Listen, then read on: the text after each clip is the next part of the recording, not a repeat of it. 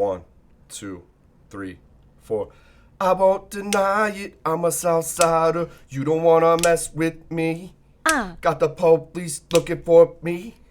But I'm calm cause I'm smoking that CBD. Said, I won't deny it, I'm a Southsider. You don't wanna mess with me. Got the police looking for me.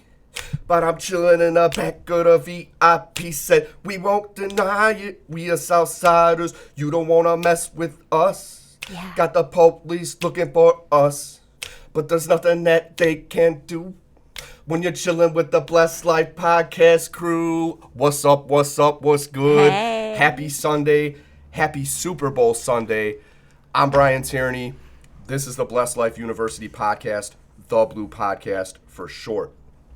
Today, we're going to be getting to know our good friend Amy, and we're going to be talking about that and all sorts of other cool stuff. So with me to talk about that today is Amy Wu.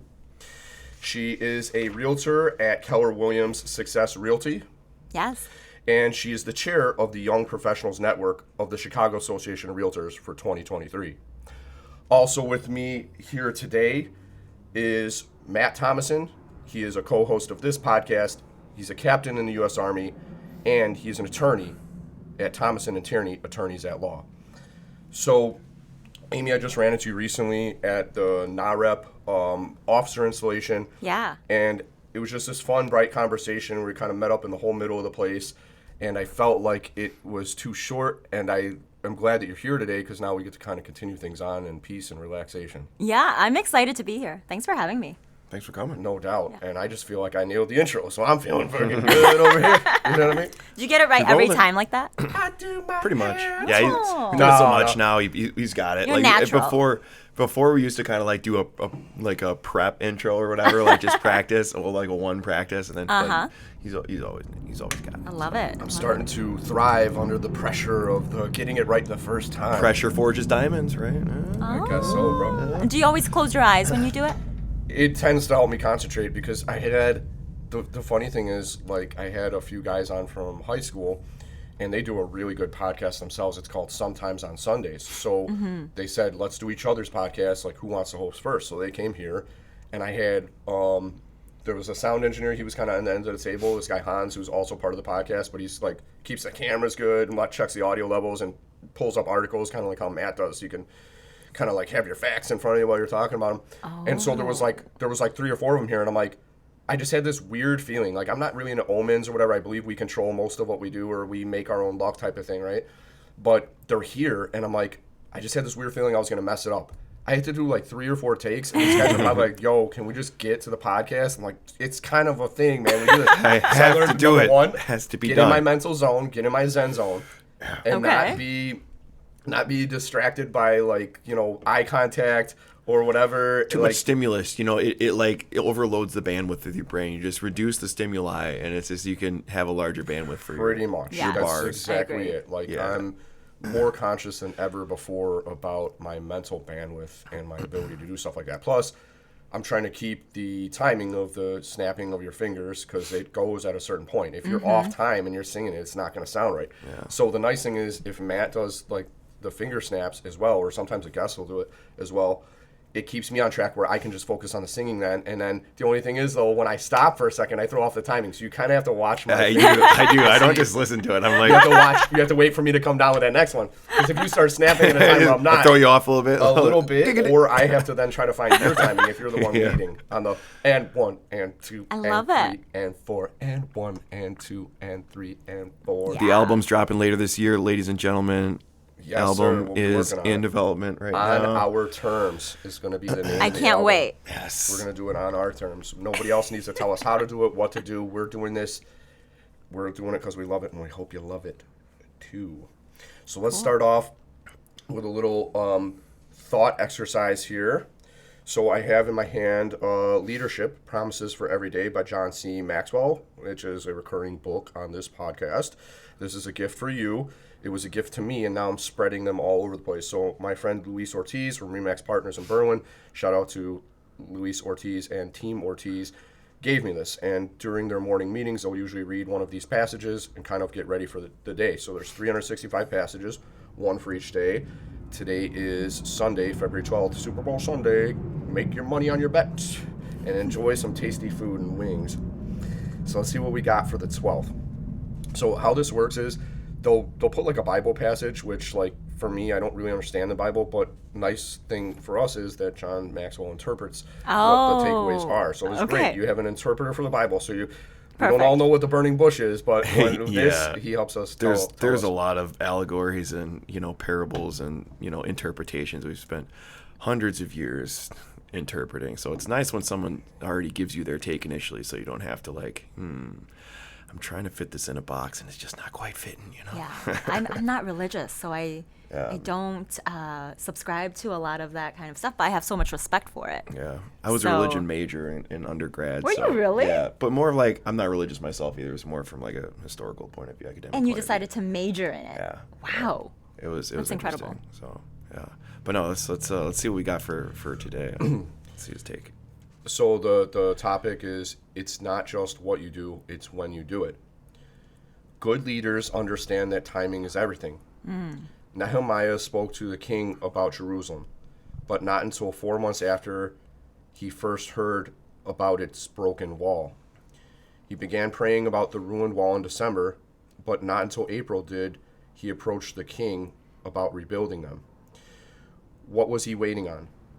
No one knows for sure, but Nehemiah might well have been waiting on, number one, his ownership of the burden and vision.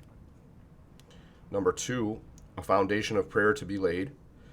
Number three, his own readiness with a plan. Number four, the king's mental and emotional mood. Number five, the season when he could move quickly. And number six, a trust to deepen between him and the king. How do you know when to move in leadership? How does asking at the right time increase your chance for success?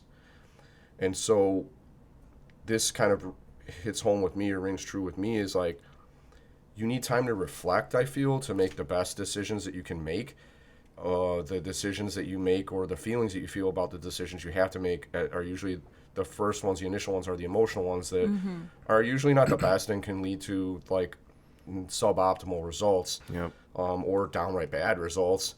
And so it's like taking that time to think about, the vision. So you have a goal, and it's like, well, what would a successful summer bash look like? Okay, we'd have everything in plain sight, right? We'd have everything's easily accessible. People are secure. We have bartenders ready to make some fantabulous drinks for the folks in attendance, right? Oh, yeah. So I think they're saying that, like, take the time to think about the goal and how to get to the vision, and then lay the steps to do it at the right time. Like they're saying, if you're going to be building walls, that's why people lose wars when they're fighting in the winter. You got to wait till it's like spring offensive time, right, or whatever. Yeah.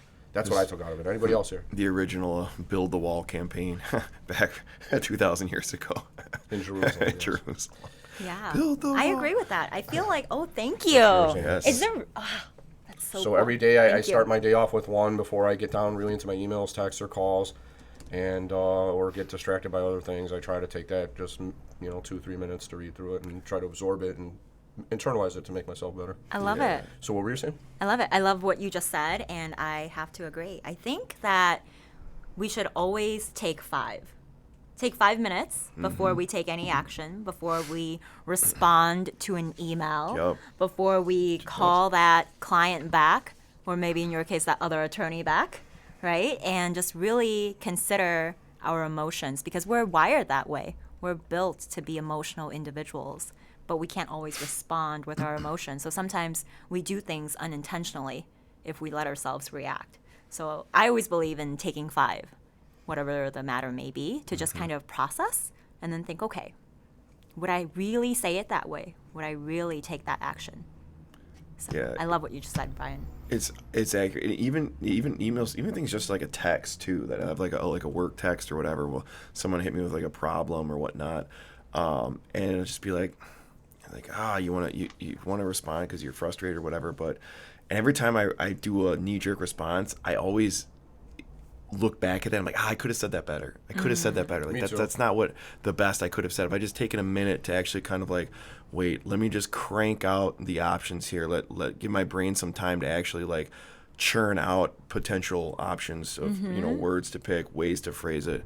I always had that feeling. So I try to like just hesitate, from my initial knee-jerk reaction of shooting it right back. So you're trying to, a lot of things in work, you want to be efficient, right? You want to be efficient with that email. You got stuff, that you want to do. But if you miscommunicate, quickly, it's worse than a slow response, because that's just going to delay the resolution of correcting that problem. So it definitely, the Take 5 is a pro tip, I think. Yeah, it is. And there's a lot of different ways that I take my 5s. But there's something to be said for like making a decision from a point of peace instead of like a point of like the pressure of emotion, because they are pressures. They're these forces that push us, For sure. Like you can, be more tactful. You can be more specific. You can be better organized in your thoughts if you take the time to do it. And I'll tell you one thing that has been a great efficiency for me recently, and Matt will tell you this, my staff will tell you this, is they'll ask me something and I'll tell them like how we need to respond or what we need to do, and then I find myself having to repeat that over again, reword their wording and stuff. So what I started doing was voice to text. So I will do like what we would call in, I guess, writing classes or journalism classes is like a fat draft first, and then going back to edit it afterward is a more peaceful thing to me. So I'll take another attorney's email and like point by point, I'll kind of break it down, and I'll say, or what I would want to know about a situation, I'll ask all the questions I need to know. And then once I have it on voice to text my phone, I will either text it to myself on my computer, or I will email it to the staff, and then they can just literally say email for 123 Main, for buyer attorney or seller attorney, and then send it over. And I find that that's been much more efficient because I can talk faster than I can type. And so it's been like really good. So then just go back and edit, afterward. So the Android has you can download messages for web, which is like Android's messenger. Yep. And then you can connect that to your computer. Yes. And because you can type quicker than you can thumb type, right? So I do that. And then like if I do a voice to text, I'll copy and paste into a text message, send it to myself, and then I can like put it into an email and edit it on my computer. Just a little pro tip thing that I've been doing lately. It's helped me out a lot. I'm glad to hear we're Android buddies over here. Yes, This is the Android club. Really? Strong. Oh, you too? Everybody. Galaxy S22 right here. Yes. Yeah. We are the green obnoxious. Everyone hates me in my group. In my buddy text from my old army unit, they freaking hate me. I'm sorry, guys, if you're watching that. But no, I'll never get an iPhone. Yeah, not yet. Maybe not never, but iPhone makes it hard for you to leave too if you're there. Yeah, they hate me because I'm the one Android in the group chat of like 5 of us, and I'm just like, oh my god, damn it, man, get an iPhone. I'm gonna boot you from this. I'm gonna boot you from this chat. I'm like, no, never. It's too Android funny. for life. Yeah. I think I have the exact same phone as you. Do you really? I think it's the same one. I got the white colored. Oh, thing. nice. I just thought it was very fresh and clean because they had like you could choose black, or there was a couple different colors, and I was like that white one's fresh. Let me know how you like yours when you switch over. Yeah, I'll be switching the next few weeks. Like I said, I got to find out where my memos are on the phone. As long as I can back those up, like that's the one thing that I don't know if carries over from prior phones. It did for me with so I used to have a Galaxy S6 until just like way back. Just literally last month. I held on to that bad boy for years, but I had to. And it was fine. It had a couple issues. It wasn't working at peak optimum performance, but Verizon, my old network, it phased out the old phone. I could not make a call on the network anywhere. Like it would not work. Its mobile data would work. You could like access your mobile data and internet, but you could not actually make a call on the network. It phased it out in order to force you to buy a new phone. Sure. So I said, okay, screw you, Verizon. We're gonna go with T-Mobile and just get a Oh, I'm done. T-Mobile. T-Mobile fan, pound it. Yes. T-Mobile is supposed to be the bomb, man. Like when we have a family home in the North Woods of Wisconsin, and they always told me up there that AT&T was the best, and I'm like, not lately, because the last few years when we go up there, my wife has T-Mobile, and she's like streaming shit in the cabin in like the middle of the woodsy ass area. And I'm like, how is she doing this when my shit's like on like less than half a bar, like emergency use only? Like, what is this bullshit? What am I paying for? Here's the second part of our thought exercise. I want you guys to be thinking about name of artist, name of song.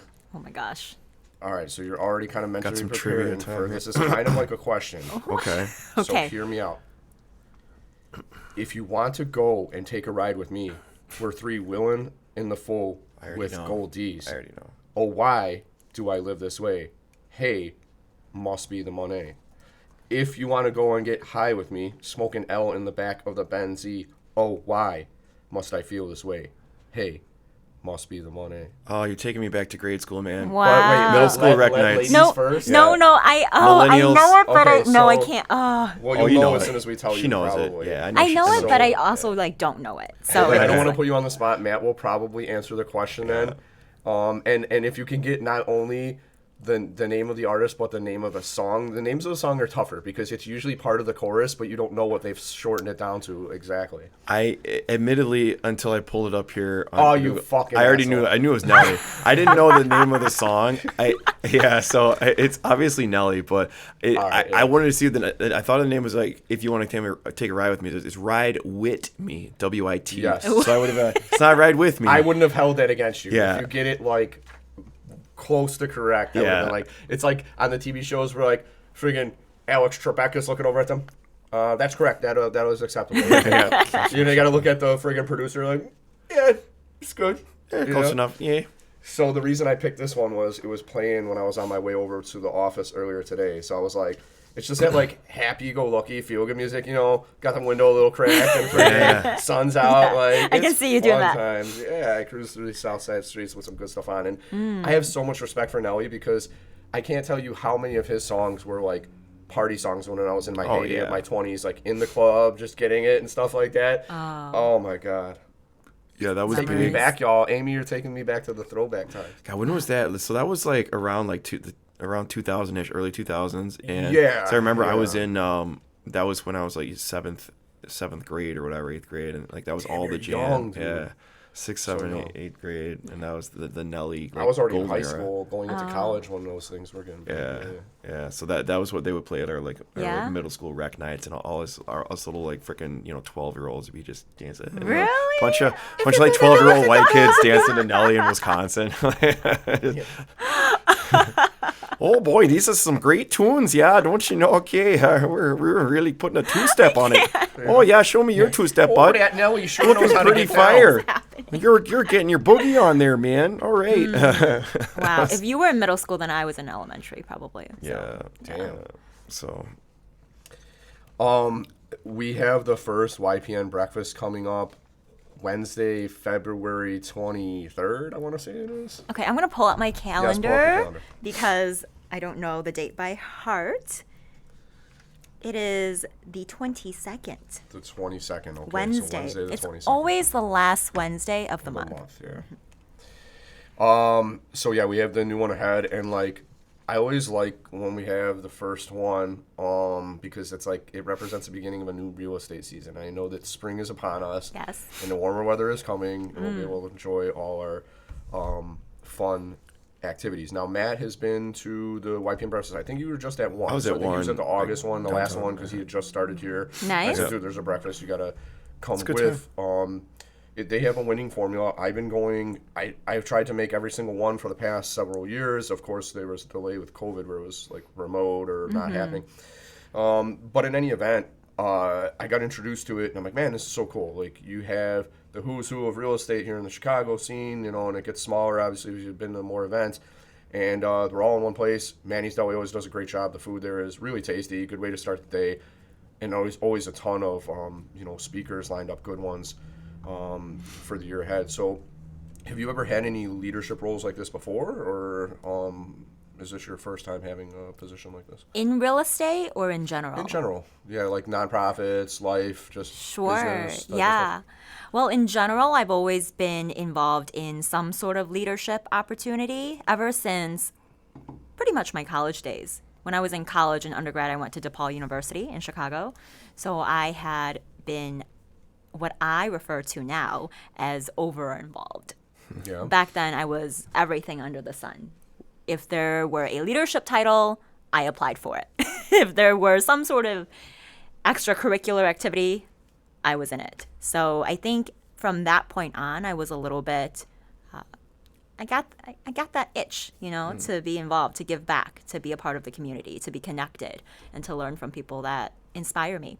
So that kind of continued onwards in my life. So now in real estate, I also am heavily involved to the point where sometimes I have to mindfully say no. So I said Step no back. to a lot of opportunities this year Yeah, and to focus on the ones I have. Well, yeah, focus on the one you have, and, Yeah. and the ones that mean the most to you. You know, we have this very limited time to do what we need to do in life in general, and so you got to pick the ones that you want the most. Yes. But I have that in common with you. I was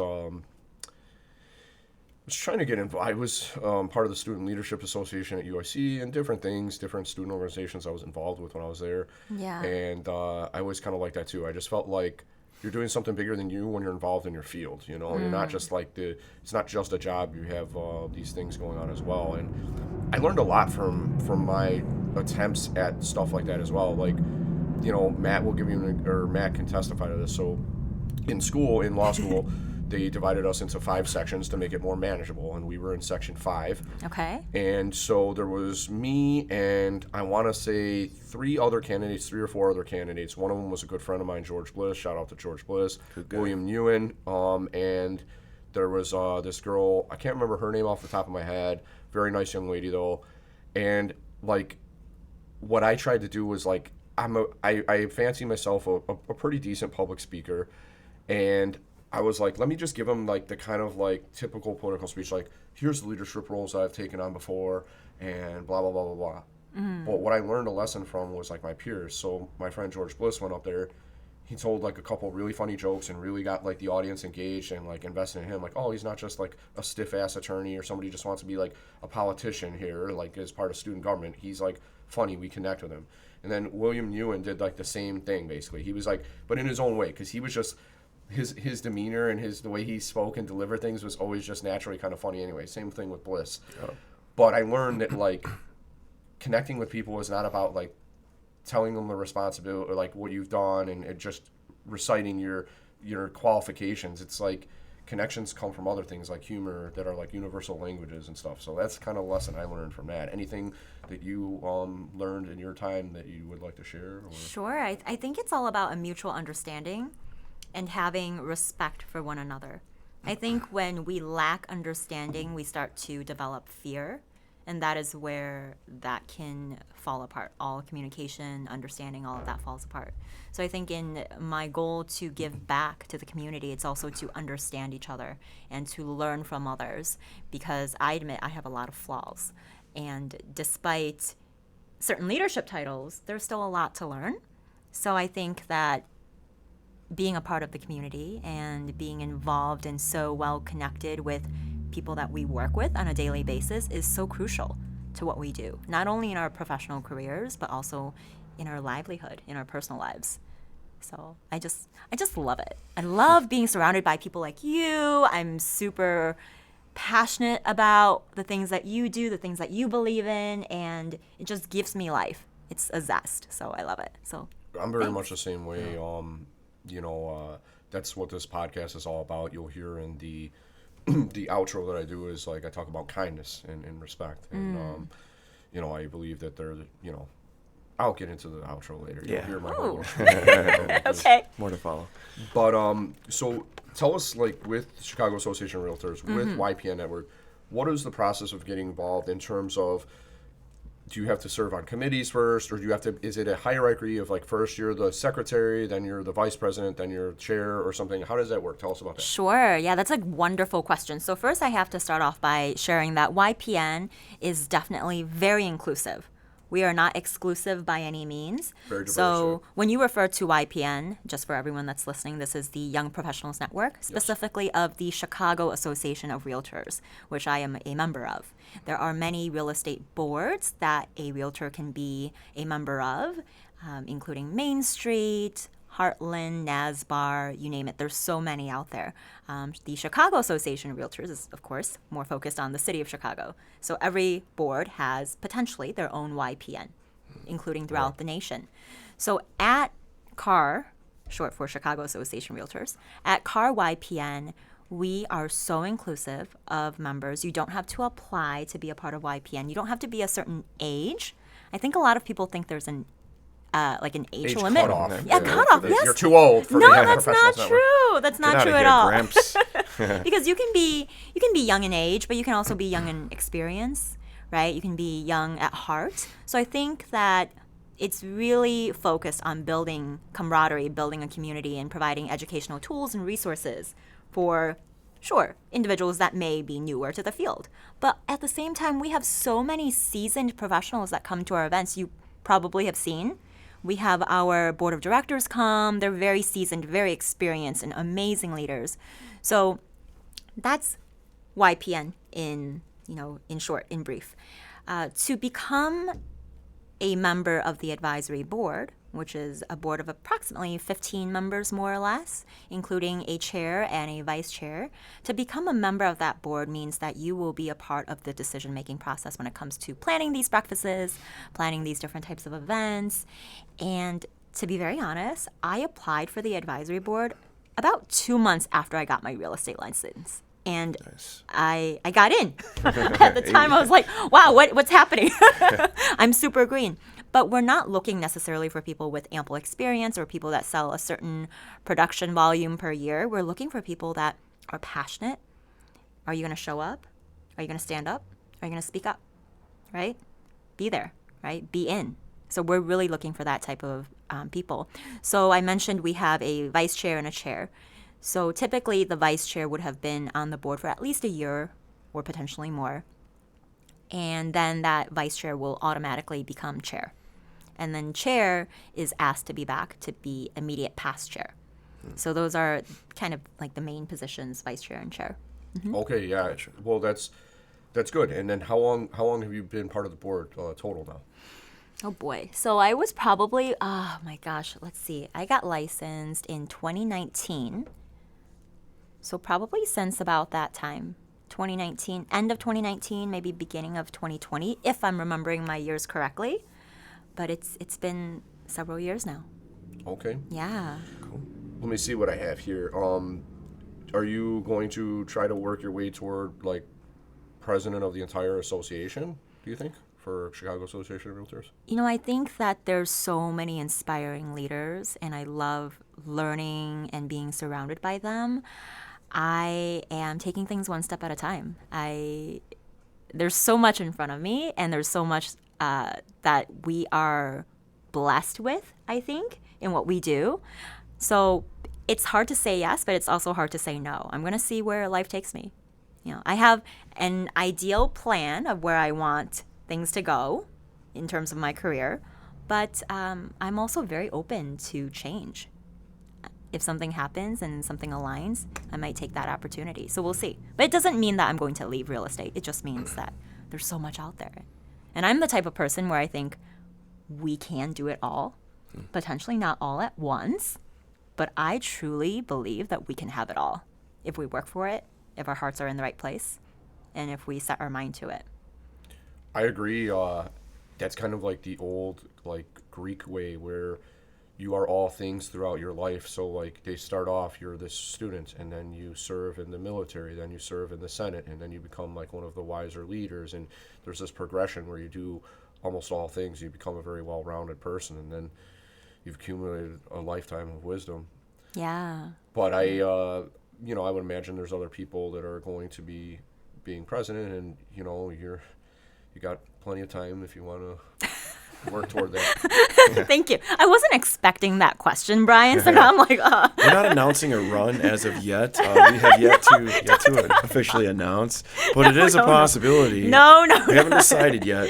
No, coming within the next year. Gosh, Matt. There's so much that I want to do in life. I mean, I want to have, of course, an awesome business in real estate, but I also want to explore the world. I want to learn new languages. I want to see places. I want to do things that I could have never dreamt of as a child. So when I say I believe we can have it all, that's what I mean. It's not necessarily having every single leadership position. It's having it all in life. I see. Yeah, I was going to ask you that. I was like, okay, that makes sense though. It's that's essentially a what I thought a fulfilled life, a fulfilling life. sure. So you said you wanted to learn. How many languages do you speak currently? So I speak aside from English, I speak a few dialects in Chinese. Okay. So China has multiple dialects. And an official language, which is Mandarin. Right. So I speak Mandarin, Cantonese, and Taishanese. I'm also conversational in Spanish, which you kind of heard. We Yeah, saw it. we saw you it kind in of- Spanish on display today. I'm like, good for you, Amy. You spoke it too. I did a bit. Poquito, sí. But I have a feeling you know more than I do. No. I have a feeling you do. So Okay, very yeah. cool. Yeah. And on your list of things to do, i.e. places to go, what's next in your sites? So I travel a lot in the U.S., mainly for work. I go to a lot of conferences. I'll hit up Vegas with a group of my friends Okay. a couple times a year or so. Balling out in Vegas? No, not at all. Yeah, Not at all. no? I just You don't hit the roulette table? I don't gamble, believe it or not. Respect, I don't either. Oh, I'm too like I've gambled tight maybe with the dollar. $60 on slots in my entire life or something. I will watch you gamble. Yeah. I'm that friend. On my friend's just like drink. 21st birthday or something, we took him to the casino. Uh-huh. I spent like $20 and I won like 60, and it paid for everybody's drinks for the entire night. Now this tells you how old I am, because $60 barely pays for like Yeah. a case Don't or go two as from the far. store. Like, last night I got 2 cases from the store for the fight, and it was already $67. Mostly because one of them was Modelo, and that shit's like $30 a case or something crazy like that. That's a good one. I like more That's a good one. I had Coors Light. I personally have been kind of a favorite fan of what we call Mick Ultra, short for Michelob Ultra.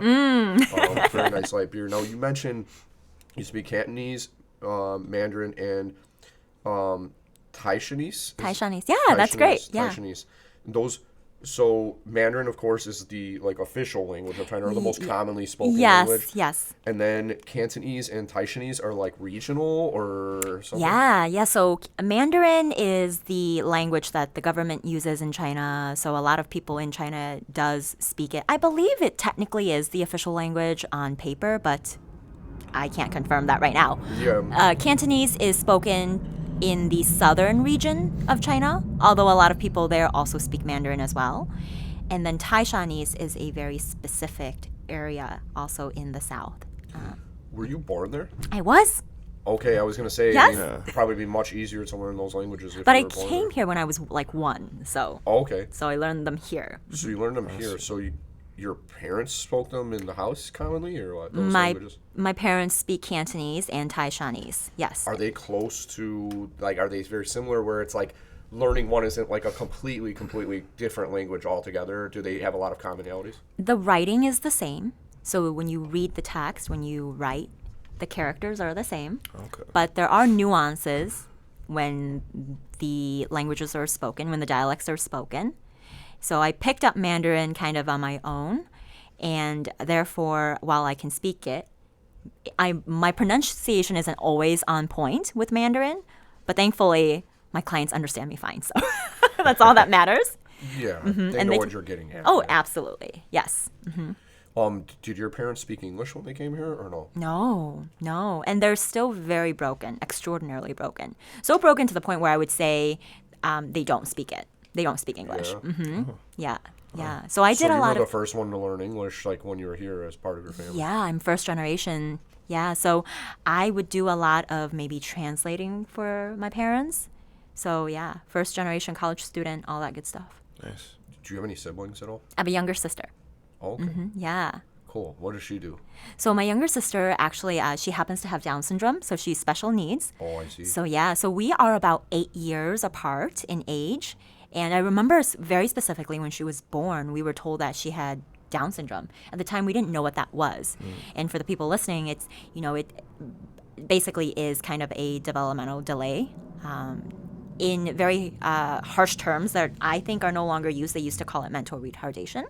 So it's really, just a lot of physical features also that are very noticeable. So Down syndrome is actually a very common condition, but back when my mom had my sister, she didn't realize what it was. She didn't really get tested for it. Now you can get tested for it and things like that before you deliver, but they didn't know. So I remember when she was born, I was like, 7 or 8 at the time-ish, and I was called in to translate the medical terms Oh, wow. from the doctor and the nurses. Yeah, that's medical terms. Man. That's So, advanced for yeah. So in like first or second grade, right? So I think that was really my first experience with having to carry that responsibility. Wow. Yeah, of That's wild. interpreting. Did you live in the Chicagoland area your entire life, or have you moved around within the United States? Mainly in the suburbs. We lived in the Chicagoland area in the suburbs. Yeah. Okay. Yeah. Good. So you were 1 year old when you came here. Ish. Yeah. What was I going to say? So you mentioned also like that you're fairly involved with the event planning for the events coming up, like speakers, venue, all that. Yeah, so that's a great question. So at CAR, we are very spoiled and we're very lucky to have such a supportive staff at the association. So they actually help us a lot with the actual coordinating, with the planning and all of that. So mainly in YPN, we are responsible for coming up with ideas, coming up with topics, and potentially venue locations, except for the breakfasts because those have been at Manny's for several years now. But venue locations for kickoff, summer mixer, and then we also come up with speaker names for events that have speakers. So we have CAR staff actually that helps with planning the event. They do the marketing. They go and vet the venues. If we have if we have sponsor ideas, we certainly can make the intro to sponsors, but then it's actually CAR staff that will go and talk to the sponsors and encourage them to be committed to us and to, support us. So we're very spoiled. We don't make any like marketing. We post what they make. We're very spoiled in the fact that they will just send us a graphic and say, "Oh, hey, can you post about this?" Here it is. So we'll do that, but we don't. Nice. We don't plan the events. When you go to the events and you see all the registration staff, that's all CAR. Yeah, they have a very good infrastructure, good resources, human resources there, good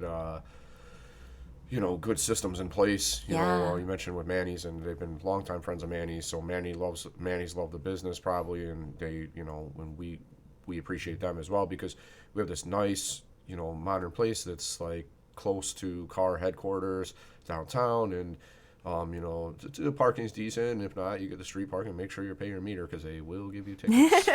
I remember one of the speakers got a ticket one day. Oh. He was so pissed off when he goes, "Got a ticket." He's like, "Shit." He's like, "Your meter barely was up. They don't play around there." They don't. Just They camped don't. out I got waiting to a ticket pounce. there too, yeah. And it wasn't for the meter. I was actually good on the meter. They got my plate sticker. It was expired. And I'm like, "You sons of bitches." Wow. I was just about to go get a new one, and I just didn't have the time, and so I got one at the YPM breakfast. Oh But my what are you gonna do? gosh.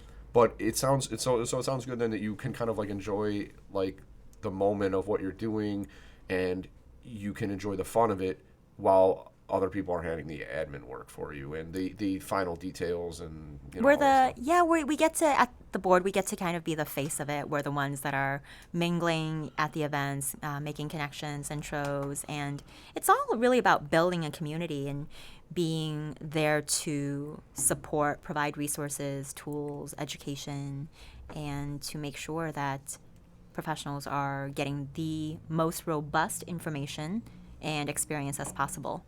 So we're a big family. And you mentioned picking speakers. Yeah. Even if it's just for breakfast, there's like 2, 3, 4 speakers per breakfast. So that seems like a lot of planning to have to do. Like what based on your topic, who are we going to pick within the industry or ask to speak for us? Yes.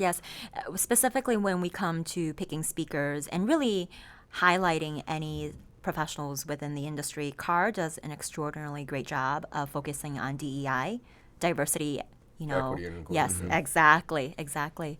So we are very mindful of keeping panels diverse, right? It doesn't mean just skin color, but experiences, walks of life, orientation, things like that. And we're very welcoming of people that haven't spoken before. So we want to make sure that we get to highlight as many important people in our community as possible. Important meaning people that are very professional and experienced and are just generally good people. So, in which we have a lot of. I agree 100% for the past, several years. I've been going to the YPM breakfast since probably 2016 or 2017-ish. Yeah. Quite a while. I had a friend, a realtor from this area, who introduced me to them, and then another friend who was involved with them as well. And they told me, you got to check it out, and they made me a believer. And now I make sure I put it on my calendar every month while it's on, and tell my assistants, please do not schedule any closings. Please no closings. This is blocked off. Wow. Can't have another attorney do it or whatever. Like, That's now, an honor. Now that Matt is coming with, we would, if we have to have a closing for whatever reason at the time, we'll just get another attorney we work with, one of our colleagues or whatever, to handle it and pay them, just to be there. Because, one of your speakers from last year, Sean, she was talking about commercial real estate, and she said that if it's not on your calendar, it's not real. And I was always more spontaneous, but I'm now getting more calendar oriented, and it's helping me get more done and prepare better and everything. So that's one of the good habits I've gotten into for the new year. I love that. Thank you for being so supportive. No Thank doubt you. about it. Yeah. I look forward to it. You mentioned some events too. You said you have the summer mixer and all that. Do you have that all kind of ready to go? Do you know the venue? Or, you don't have to announce any of that stuff at this time, but you already have it picked out. And when is it? Do you know? Like what? So when it will be summer mixer will be in the summer. Right. Probably, I think maybe July-ish. We technically have tentative dates already, Yeah. but we haven't announced them because things can always change. We haven't really finalized the venue, things like that. But at the beginning of the year, we try to have our dates at least set, and then we will really dive into discussing venues, speakers, if applicable, and things like that. So it will be soon to come. But starting this month, we do have our breakfasts. So we have 7 a year. So this will be our first one, and they're always the last Wednesday of every month. So that'll be easy to remember. And they're always from at Manny's. February to August. Heck Yep. yeah. Yes. Do you golf? I have, and I have actually taken classes with an instructor. I am now currently doing that. Nice. I don't know if that means I golf. It probably doesn't, to be very Golf more honest. than me. Would you say you're Yeah. decent at golf? I will say I am very stubborn, and I will continue until I get it right. But I don't think that I'm a pro by any means. I have a lot to work on. It's actually very hard. Yeah, I suck at it tremendously. It's I'm sure you're addicting better than though, I am. but it's It so is. hard. Yeah. Well, I just like it because, like, we as attorneys, we sit in the office, we sit at closing, we sit in the car Yeah. while we're driving there. I like fresh air. I like to hear the birds chirp. It's very peaceful. Get sunshine, right? Get my vitamin D. Vitamin. And maybe catch a little buzz with a couple of drinks out there, whatever, and I don't go crazy. Usually it'll be just 9 holes. I'm not trying to be out there all day. But the reason I ask is because you guys have the Chicago Association of Realtors annual golf outing probably coming up as well. That'll be probably in July. It usually is.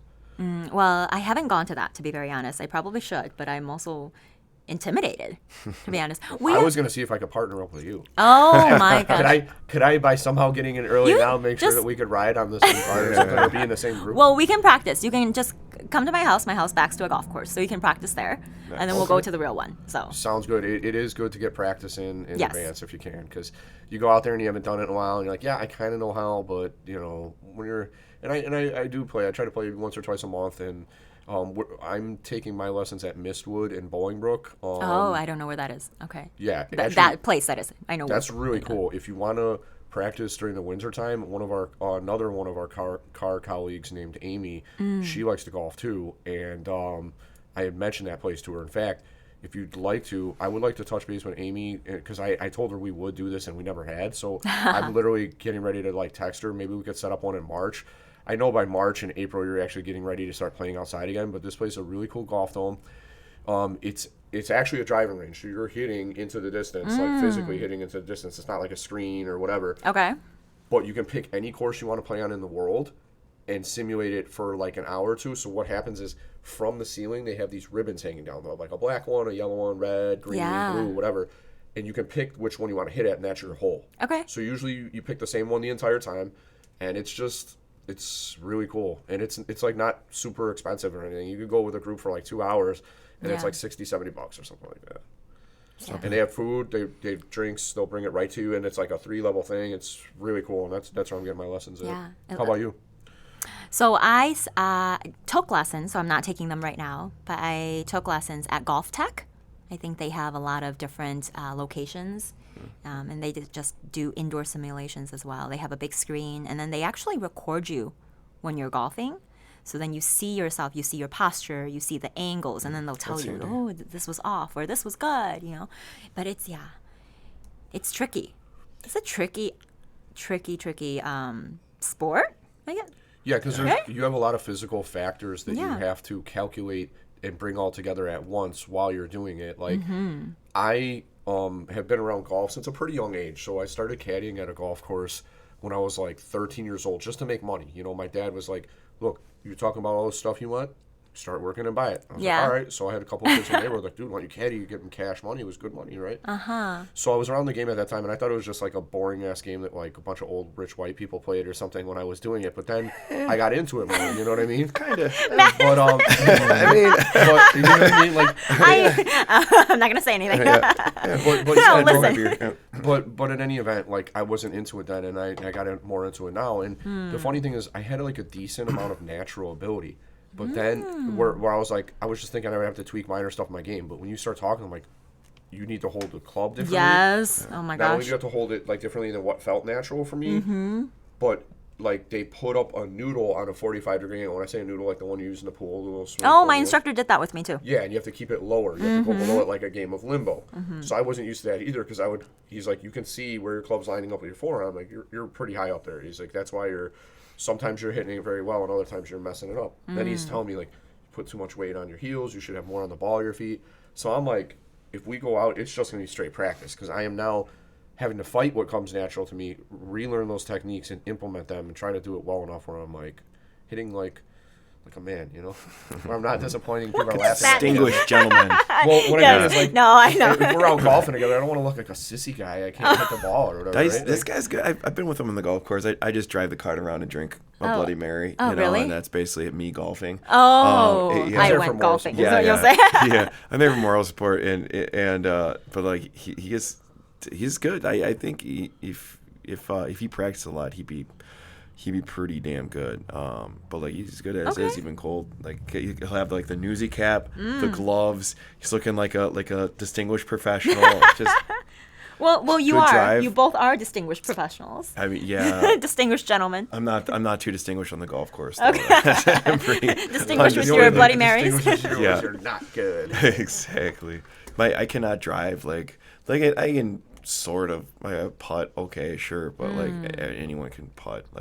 But the drive, I'm basically landscaping if I'm hitting the drive. I'm afraid I'm gonna break a club. I will take like a serious like chunk out of that turf. It'll become a ditch pretty soon. I feel like Wow. that's just terrible at driving. Yeah, because I have no fun. I've never. But that's like me too. practiced, So I'm just like, Yeah. Practice, broski. it's Just- hard. It's hard. We got to Yeah. shoot a driving range. Yeah. Yeah, It's hard. That's why I definitely. get so many golf balls in my backyard because people. You just shoot them back, eh? Get your practice. No, in. I'm gonna keep them. And then we're gonna use them. because they're Oh, piece of candy. Oh, sorry. Where did they go? I don't know where Finders, it went. keepers. I looked all around. No, if they actually come looking, I'll hand it over. Do you know there is one thing that I kind of if I do take up an additional like sport or game, I think for me it's got to be like archery. I don't know if anyone has ever shot like one of those modern like compound hunting bows. No, not a modern one. It's no. fucking awesome. Really? Apparently, it takes a lot of concentration and it helps you to Yeah. sharpen your mental and stay It's peaceful. almost as much fun as shooting guns at the range. Like it's a little bit cooler because more nuanced. So you feel cooler doing it. Posture's important, right? Yeah, and I think it's actually easier. I think it's actually easier with the new modern compound bows. They got sights and everything, and they got the pulley system. If you just get your form right, like they're so accurate, it's crazy. So, but yeah, if I have an extra chunk of change laying around, I might pick me up a bow and maybe even do bow hunting if I was gonna hunt. So Well, one thing I want to get you in the hobby of, which you're already in the hobby of, and maybe Amy too, is getting a nice like road bike or mountain bike and bike some of the trails. There's trails that start over here and they go out like west out to like almost near Oak Brook, and then they come around to like Willow Springs, and then they go all the way off into Joliet. What I'm hoping to do is get together a group of like maybe like 6 people or something, and just bike from over by Harlem around to Willow Springs where they have Imperial Oak Brewery and stop and have like a quick little drink or two and enjoy it, because it's like this brewery is so cool. They have like a big parking lot and a lot of outdoor seating, so when it's nice out, you can be out there at the picnic tables, getting a little sun. It's pet friendly. Sometimes like people bring their like dogs, as long as they're not like killer or Cujo dog or whatever, as long as it's just like a little, you know, lab or whatever. People bring their kids there. They have a really incredible Oktoberfest, where it's a lot of like, you know, polka dancing and all this. So like, I didn't realize this, and Matt and I talked about this. Mexican music, which I'm immersed in a lot because I work with a lot of Mexican clients. Some of my clients don't even speak English. Their music is very, very similar to, and I think that's because of the European influence that came to Mexico when they were trying to like conquer or fight wars with Mexico or whatever. But it's very similar. So the German music, the Polish music, and the Mexican music, they have a lot of this like Super polka similar. like 2-steps, and I'm like, I couldn't believe, now that I've heard so much Mexican music recently, how similar it is. But I told you all that just to tell you that Imperial Oak is a great place, and like, if anybody wants to get on that, like a Saturday little ride or something, like early in the day or whatever, or maybe later in the day, I look forward to doing that, because I was riding around the airport, so it's 1 mile in each direction, so it's a 4-mile ride if you go around, and I would do that some days 2 to 3 times, but it's like Kind of boring. the busyness Going in a of square. the cars, the you know, there's Jet the fumes. car fumes and all that nasty Yeah. shit over here. It's like I'd rather go riding through a tree trail Oh, yeah. on a nice Way like better. paved path Way better. or whatever. So if that sounds like something that interests you, in the spring we're going to be trying to do that maybe Okay. 1 day a month. Sounds good. So I see. I look. You know, I was looking into your background and all this, and I seen. Did you also study at University of Southern California too? So okay. Yes, I got my master's there. You got your master's there. Yes. So when you were at DePaul, then what did you do for your undergrad? So I studied communications and media. Okay, and then you went to master in that at SoCal, or you had a different. Master. At USC, I had a master's in social entrepreneurship. Very different. So like business related. Business related, but also keeping in mind giving back to the community, sustainability. It's all about how do we do business that is not only profitable, but also beneficial for the world, for the good. That sounds like this book that I have in my collection called Conscious Capitalism. Ah, you ever heard of that one? yes. Uh-huh. You know what I'm talking about, yeah. I haven't read it, but it's there. It's on my list of things to read. Yeah. Yeah. How did you like your time out there? I had a very interesting time out there. It was during a time where I was kind of trying to discover more of myself. I was in my mid-20s at the time. And I also was very rebellious. I had unexplored feelings of independency, wanting to look at Matt's face right now. No, you're good. No, you're good. Sorry. I feel like I'm saying something and then I turn and Matt's like, We're lawyers, not judges. Nobody's That's gonna right. judge I'm not you or judging. whatever, like- oh no, it's totally fine. Yeah, no. I'm open, so I'm an open book, so it's okay. So it was just a time where I had not been in a different place, away from home, doing things that I completely wanted to do. So it was an opportunity for me to kind of rebel and kind of move across the country, to the other coast. And I kind of just did my thing out there. You know, I went to school, I met people, lived out there for probably about a year and a half, Yeah. and just learned what it meant to be free. Because growing up, I was constantly doing a lot of things where I thought were structured, right? We're supposed to do certain things. We're supposed Yeah, to go to it's college, expected. right? Now you're going to get a job, and then you know. Yeah, I'm so, sure. We had it in my family too. Yeah. So it was really a time for me to kind of just get out there and do something for myself. Was So that it- your first time away from your family, you say? For a long distance, yes. Yeah. Yes. It was hard too. It was not easy. It wasn't all fun and games. Also a lot of really painful moments in that experience of mine, just to kind of realize what was out there.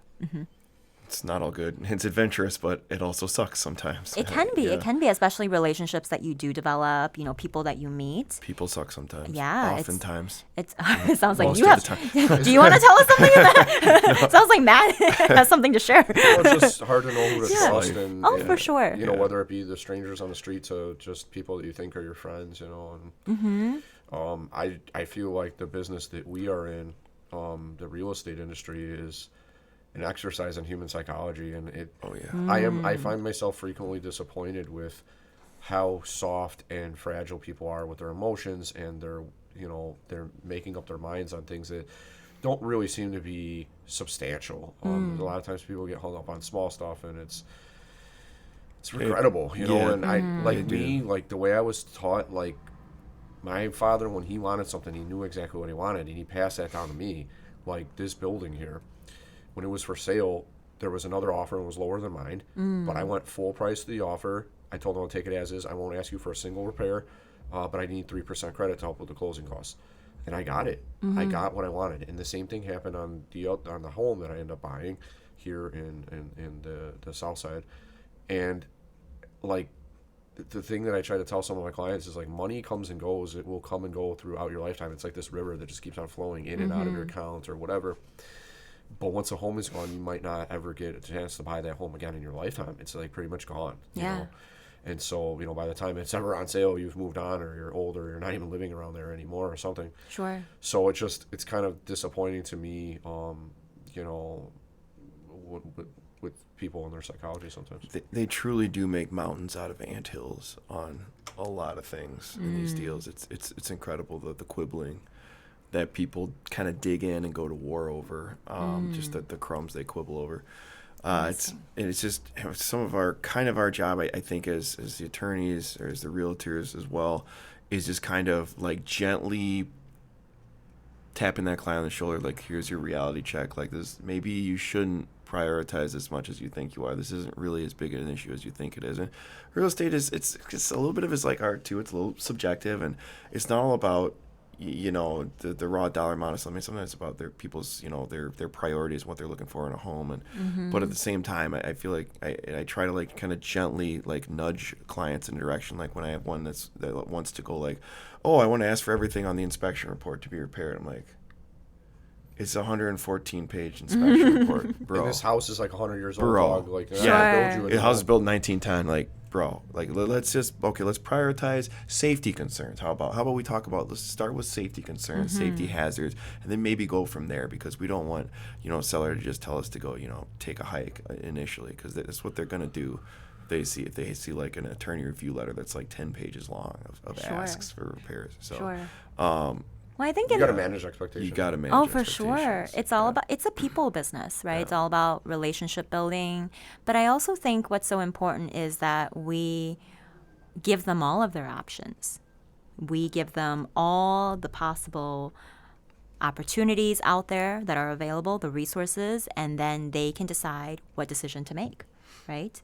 And I think that's so important, is communicating with them and setting expectations, like you said, from the very beginning.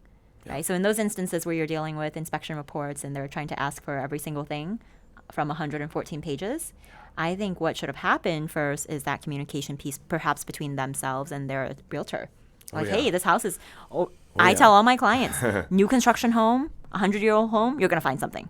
Yeah, even with new construction. Absolutely. It's mostly minor stuff with new construction. Right, but still something. Nothing's going to be perfect. The homes are built by humans. Humans are not perfect, so. Well, and another thing that people don't realize is that every home is eventually going to have some cracks in the foundation walls, just because the weight of that home sitting on that concrete, and as it shifts into the dirt and settles in, it's going to crack over time. It's like, you just got to understand that, like, some of them, you see the visual surface on the like the crack on the surface, but it doesn't mean that it's actually cracked all the way through, where you're going to see like visible moisture penetration or actual moisture, water coming in there. Other times they do need to be patched, but it's going to happen on every home. So these people start freaking out, and it's like, they do. This is just, unfortunately, every single home is going to have this. Even your new construction will eventually have it. I noticed too that you owned a restaurant for some time. I did, yes. Did you sell it, or what happened? I sold the business. Sold the business, I graduated from the University of Southern Cal, and then came back to Illinois because family is here. A lot of people ask, why did you come back? Family's It's cold and politically corrupt really badly. It's expensive. Family's here, so then I started working in corporate. It wasn't for me, and went through a transition or two until my family decided, okay, let's open a big restaurant, because they used to have a takeout place that they sold. And my parents got tired of retirement So they decided they wanted to open a big restaurant. I was like, okay, sure. So it was always my stepping stone into the entrepreneurial world. I knew I was not going to have it for the long term. But I opened it in 2017-ish, I want to say, around then, maybe 18. And then COVID shortly hit afterwards. Yeah, a couple years. Hit. Yeah, so then I was like, okay, well, now everything's different. Oh yeah. Now we can have dine-in. And we exploded with takeout orders because I bet. it was a Chinese restaurant. Chinese food is one of the go-tos when it comes to takeout. Damn. It Right. is, yeah. Let's Chinese get pizza. let's Yeah. get some Chinese. Exactly. It's almost like it's like a catchphrase, almost like let's get some Chinese. Yes, Like, it's we're easy ordering takeout. You heat leftovers; they're still great. You know. Yeah, they're right in the container. You're good to go. Oh Take my as much as you God. want. Yes, portions are huge. You know, so Yeah. Yeah. yes. So real. it was tough, and there was really high turnover. Restaurant is a tough business with very, very low margins. So I knew I couldn't be in it. So thankfully, prior to COVID, I had gotten my real estate license because I knew I wanted something else. And then I got my license, and then that was when COVID hit shortly afterwards. And we eventually sold it. And then I became a full-fledged agent. Where was it located when you had it? Schaumburg. Oh, in Illinois. Schaumburg. Yeah. Well, that's good. Yeah. Good for you. Yeah, it was too much for me to handle. 100 seats, full bar. Ugh, That's a lot. Oh shit. I'm glad it's done. Are your parents good to be? Are they back in retirement now? They are They're now. good Yes, now? they are now. They got their last hurrah in. And, Yes, yeah. yes. Now they're tasked with monitoring the renovation of my home, so Oh, it's all okay. good. Another project. Another project on to their keep them feet. busy. My parents were older parents, so and I find myself kind of following in my father's footsteps. So my dad had me. I have a younger brother, but he had me when he was like 44 or 45 years old. So he was fully established. He had become a master electrician, and then he started having children. Me, I kind of,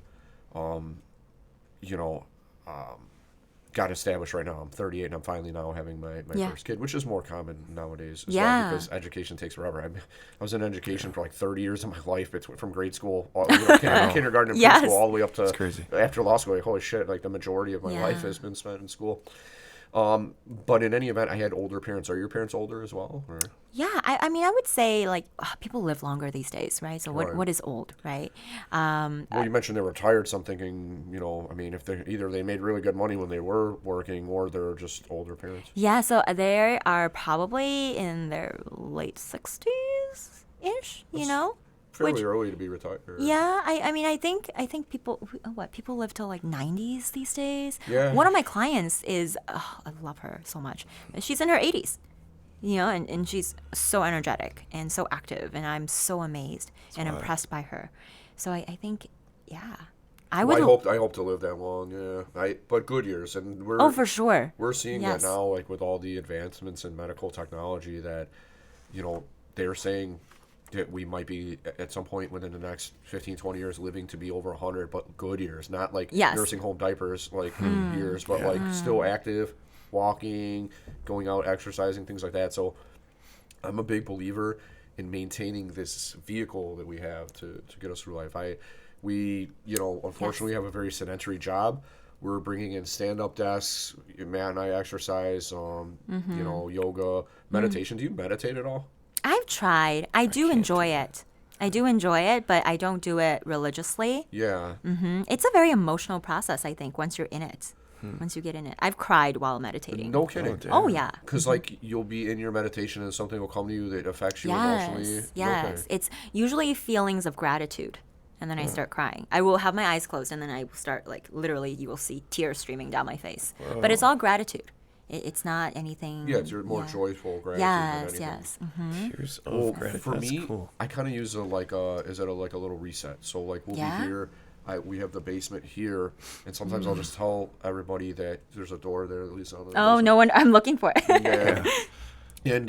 And I do it as a little reset, because what I find is that like after a while of looking at the computer screens, my eyes will be burning, or I become more acutely aware as I get older of the mental stress that I'm under. And I used to just power through, like I'll go through all the way into the day. I'm not taking breaks. I'm not doing whatever. I'll always have something in my hand or whatever. And I'm like, Wow. this is a foolish way to handle things. And like, there's a podcast I listen to is Andrew Huberman's Huberman Lab, and he's I think he has his doctorate, so they call him a doctor, but he has a doctorate in like biology or something like that. But anyway, he calls it non-sleep deep rest. And there was this doctor on Rogan's podcast recently, and she was talking about 12 minutes a day, 3 times a day. I use it when I need it. So when I know that I'm like, this would be a good logical break point for me. I've completed this, and this, or I've talked to these people, I've dealt with this mental stress, and I go and I do a reset. So for me, it's like, I get into my quiet place.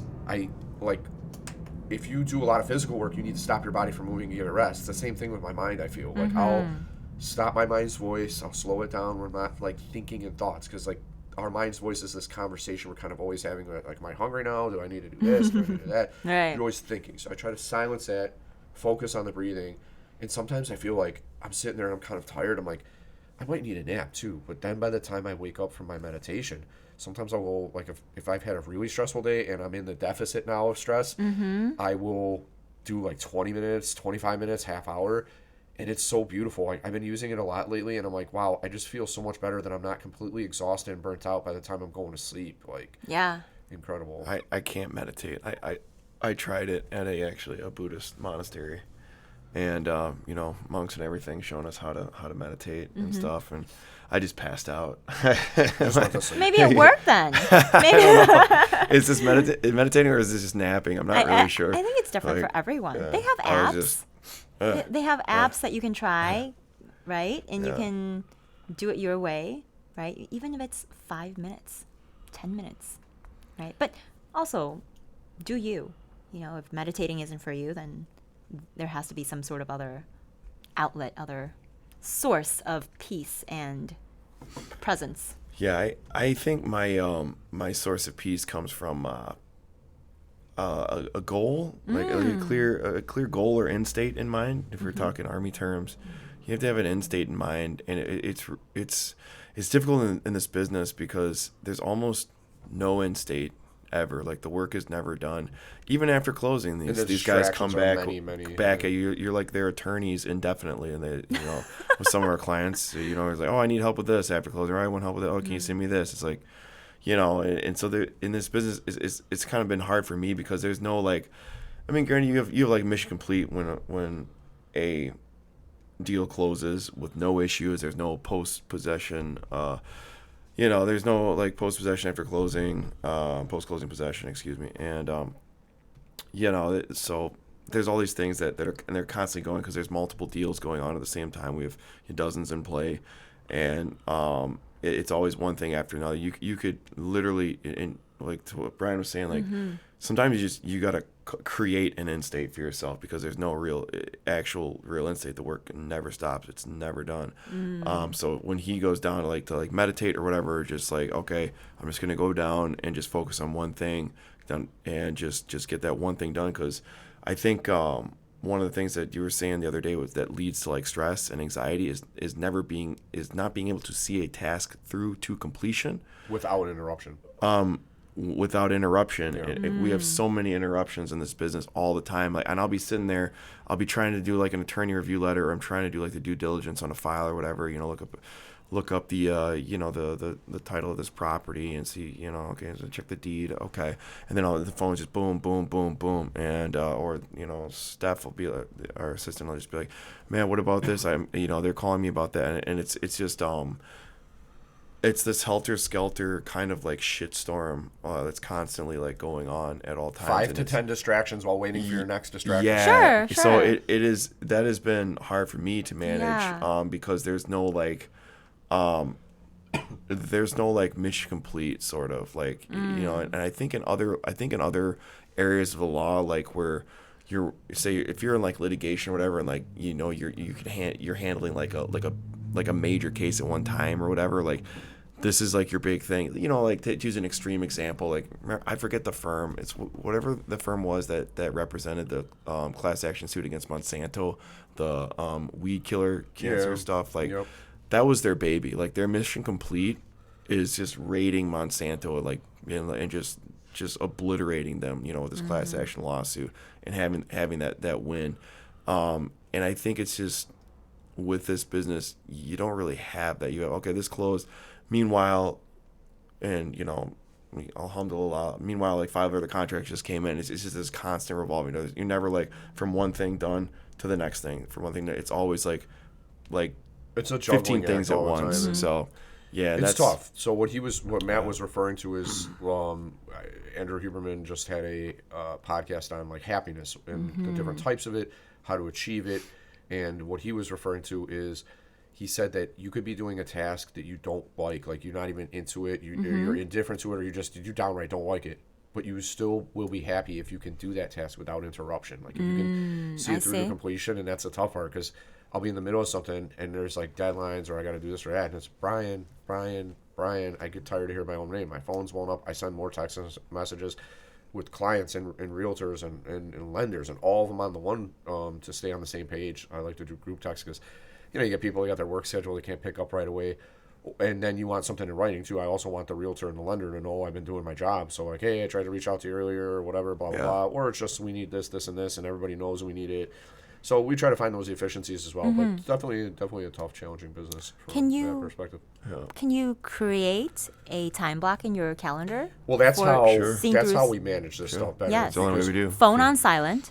Tell your staff, hey, unless somebody is dying, don't come knock on my door. Don't come say anything for the next hour. Yeah, or it's tough because we have an open office concept. So Yeah, it's really nice. I see. But no, I know what you're saying, and we try to do that. Like I was telling my staff, the best way for me would probably be like we either do a morning meeting and anything that was boiled over from the day before, we talk about it then, or maybe a late afternoon meeting, or both. Yeah. But then the tough part is there's days when we're not here. Like there's days when I'm out of the office almost all day long.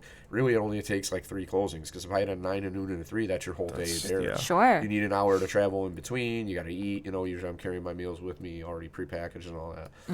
But in any event, the calendar has helped me a lot because what I realized, or just like letting time be the manager, it's like you know what, sometimes we don't have strict deadlines, so when our deadlines have been met, like the ones that that staff can take care of, you just got to leave. Like one of my attorney friends in a prior job said, you got to treat this like a 9 to 5 job because if you don't, like you're gonna be stuck at the office till like 8, 9 o'clock. It never ends. What's left for you at the end of the day when you get home? Especially if you have a family, like what your kids already put down to bed, they didn't even get to see you that day, and you didn't share in the parental responsibility or whatever the case may be. Sure. So like I tried to either we'll stay here sometimes and we'll work out together, just kind of like we're in this together. We're doing it as a you might not do it on your own, but when you have somebody else doing it, like all right, we're sharing in the suffering at the same time. You could bullshit a little bit in between sets, and we got our music going and all that. So we do that. I just try to get my workouts in earlier in the day, but a lot of times it's like you got to leave, otherwise it's like the old saying with Al Pacino from movies, like I try to get out, but it keeps on pulling me back in. Yeah, I got like try to leave, and it's just the next email comes in, or oh shit, there's that thing I forgot to do. It's like for peace of mind, I'm just like, you know what, it's gonna have to wait till the next day. I'll get to it later. Yeah. But in any event, I was gonna ask you, do you have any hobbies? What do you like to do outside of your job? When I'm not working 24/7, which sounds like it's a common theme here. Yeah, it is. That's a wonderful question. Just activities you like to do. It could be, collecting things or exercise related or... I try to exercise. I admittedly am terrible at being on my schedule to go to the gym. I take trips when I can, but lately most of them have become work related. Sometimes I take my car out to the track, so that's cool. Wait, sorry to interrupt you. Oh, yeah. The RAV4? No. You have please tell me you have No. a sports car. Yes. You have a Porsche? Yeah, I mentioned that 'cause he's never driven one. I'm like- it'd be nice to Amy. She might- I'm like, I just No, you picture shouldn't have. Yes, I take my throwing RAV4 the RAV4 to into the a track. corner. Yeah. Understeering in red every the shit out of corner. the red Ford. Yeah. God. Wait, Porsche Macan? I have a Porsche Macan. Okay, Yes. everyone has a Macan. It was a safe bet in the realty business. So I think She's different than everybody else. Matt, don't be boxing her. Oh, I've no, seen so many people in this business have a Porsche Macan. It is crazy. It is. It's a good car. I really like it. So Oh, thank you. Yeah. It's a stepping stone into that world. Yeah. Not my favorite car, but also I love it, but not my dream car. What's your dream car? A Lamborghini. You want a Lamborghini? Oh, you should have said. You like fast You cars, should huh? have said 911. No, 911 GT2 RS. I like GT3 Lambos. RS. Okay, Huracan. Yes. Ooh. Volkswagen. I know they're works of art. I mean, Yes. the visually. Still a so I like them appealing. more than Ferraris. So. Okay, fair enough. Lambos could literally have like Fair enough. a friggin' 4-cylinder engine there. I wouldn't care because it looks so beautiful. It's their most beautiful car. They just sound really. Have you heard? Yeah, I have. They're intimidating. Yeah, So their when V12s you hear are them great. fuckers moving. Whoa, man. And you It's know, beautiful. and Lambo's like it's a cooler company than Ferrari too. From what I've heard, like from people that have owned Ferraris, they're just like, I hate dealing with the company. They're assholes. Like they're extremely Really? restrictive with their branding. Is they don't let you, like they'll Ferrari, sue don't you. be listening on this. Yeah, they will like sue you over just like if you monkey with the logo. We're just talking or- about anecdotal stuff. Oh we yeah, heard. like because there have been actually like I think litigation or threat litigation of Ferrari like when they'll have like a prominent there's some prominent DJ I think it was Deadmau5 maybe he like he had a Ferrari I believe and he like swapped out the logo like on his car with like a little Deadmau5 logo. They didn't like it, Tried to, right? And then legal action then or they something. sent him like a cease and desist letter, and it's like, dude, let me mod my car. So apparently, when you buy one, you sign, you basically you covenant that like you will not like change your logo or rebrand the logo.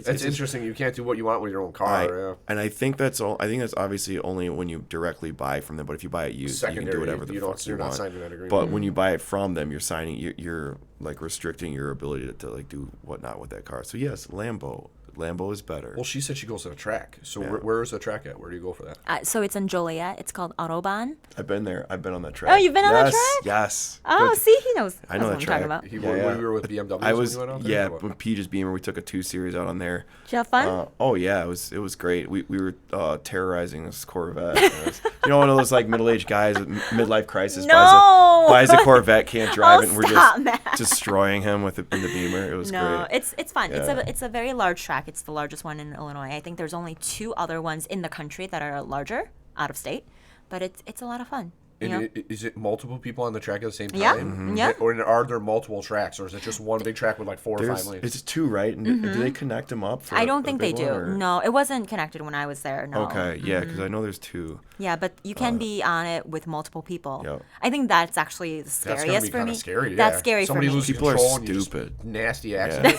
Fuck. That's Middle-aged not- people and their vets get in there and they don't know how to drive them. They're all over the place. Well, they Yeah. teach you how to pass each other. Yeah. If need be. But they also make you sign waivers, of course. Yeah. Yeah, but it's fun. It's fun. How often do you do that, would you say? So I don't get to go like all the time because also Joliet's pretty far from me, and then Yeah. of course I work. So I would say probably I try to go once every several months. I just went last August, and I'm going again in April. So Cool. So as soon as it gets warm, you're back at it. yeah, definitely when it's warm. Yeah, it's fun. So what is a typical track session like? So you got your Porsche, bring it out there. Yeah, I mean, how fast do you go when you're out there on the track? there's no limit. As fast as you can. Yeah. I love what she just said. She's like, I'll go as fast as I want to go, but like, Hell yeah. what do you think your top speed has been on a track? So my top speed is limited by my car, of course. well, yeah, because when The you got it to a Macan- turn, you got to slow it down. Yeah, with the Macan, I don't think I can go that fast. I can maybe do like a 140, I think. I mean, that's pretty Down the street. moving. Is it what model is it?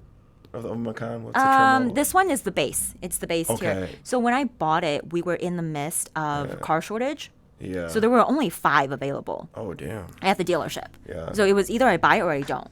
If I bought any upgrades, then any higher trim level, then I would Yeah. have to wait. And I didn't want to wait. I was like, oh, I want this one right now. And it cost adds up too with the Porsche trim levels. Like when you start adding stuff on your Porsche, it's like, Oh, well, that's with any car, right? That's like, oh my god, yeah, it's It's really with any car. insane. Yeah, Yes, like but- Porsche's terrible with like the cost of upgrades.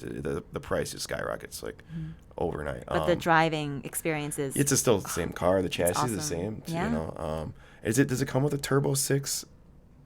Is it the turbo 6 stock? I have or- to, it does have mine does have one. It does I have know. a turbo. Yeah, it's a turbo. It's just it does. how big is the turbo? It's just the upgrades is more aggressive turbo package. But It's so fun. Yeah, It's no. so fun. It's got an bet. awesome subwoofer, so blasting that bass. Oh, yeah. While So you're awesome. on the track or just in general? both in general and why not? What do you like to bump in your ride? I listen to a lot of like kind of like techno music, like house kind of. Yeah. When I'm in it, yes, exactly like that. That sounds like Fast House, though. That's what you got to play on the track, man. Just crank that high energy EDM. Yeah, you have to have that. Yeah, that. Yes. Just redlining. You the know, six. you guys that's know what's it. up. You're a thrill seeker or what? When I have control. Oh, you like to be in control. Therefore, cars, sure. Yeah. High ropes courses, sure. Roller coasters, no. No. Because I have no control. I'm the same way with flying and used to stuff. love roller That's coasters why I when I hate was a flying. Cause I need to have control. I Yes. see. okay, same. Fair enough. I mean, you're the one that control that car. Yes, exactly. So it's not scary that way. But if I don't have control, whew, yeah. We need Amy to be in control. So like, yeah, no Six Flags for me, please. Yeah. But what about a water park? Would you go to a water park for like water slides? I don't know how to swim. Oh, well, you don't have to swim in the water. Yeah. I mean, you say water park, aren't there pools? Like, I think they're yeah. like, but you can stand up in them once Yeah. you shoot out the slide. Yeah, They but just shoot you into a 15-foot deep end. Yeah, You're like, oh, no. I'm not that tall. Okay. No, I don't know how to swim. No. Do you want to learn? Sure. I used to be a lifeguard. I can teach Okay. you. And on the swim Every team. time I say I don't know how to swim, like 5 people offer to teach me how to swim, and That's then it funny. never happens. Okay. So I'm just saying. I'm a man of my word. I've taught people how to swim. I've taught army buddies how to swim. I've taught other friends of mine. Yeah.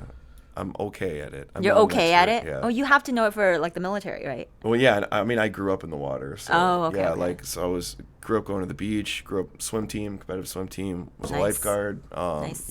So, yeah, I'm very like aquatic-ish. How about you, Brian? You swim? I know how to swim. Yeah. Yeah. I'm not like a pro at it, but yeah, I can save my own life if I need to. I would be scared That's if very I had to pull important. somebody out of the water because I'm not the biggest dude. I and shit's- only ever did one save when I was it was some little kid. He fell out of a canoe. Oh. He was panicking. I'm like, God, here we go. It's Oh really my cold God. water. Yeah. Well, I had- he was fine.